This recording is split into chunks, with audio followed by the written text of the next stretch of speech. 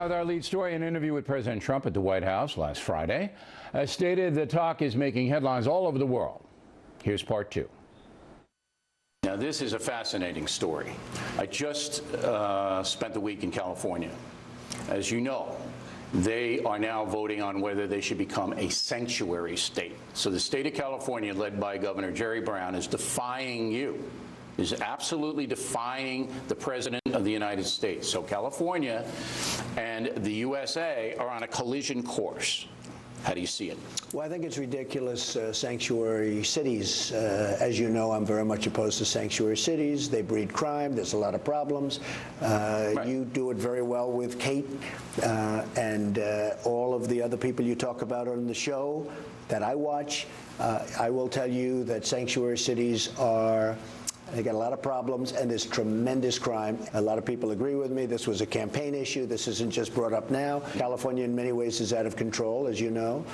And from a economic standpoint, people are leaving California, going to Texas and other places that run in a different manner. But we'll see what happens. We will certainly not stand for sanctuary, even cities, let alone states. You mentioned Kate's Law. Why do you think the Democratic Party opposes Kate's Law? It seems so logical. Yeah, it's so logical. There are many things that are very logical. Tax cuts are logical, but the Democrats want to raise taxes instead of lowering taxes. But you didn't answer my question.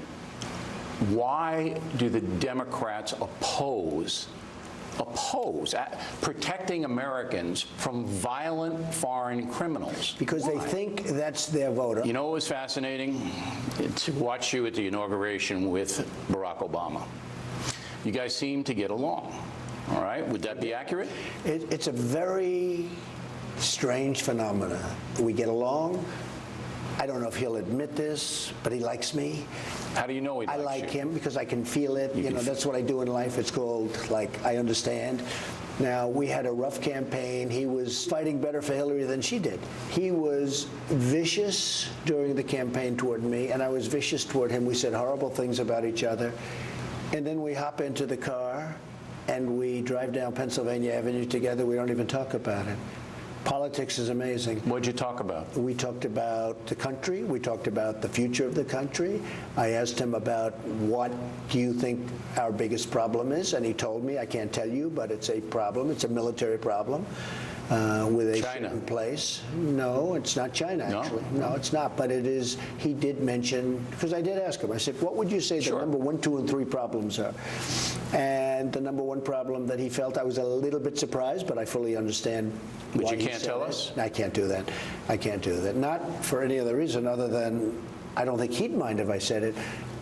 I don't want to let that particular place know that that's the way he or I feel.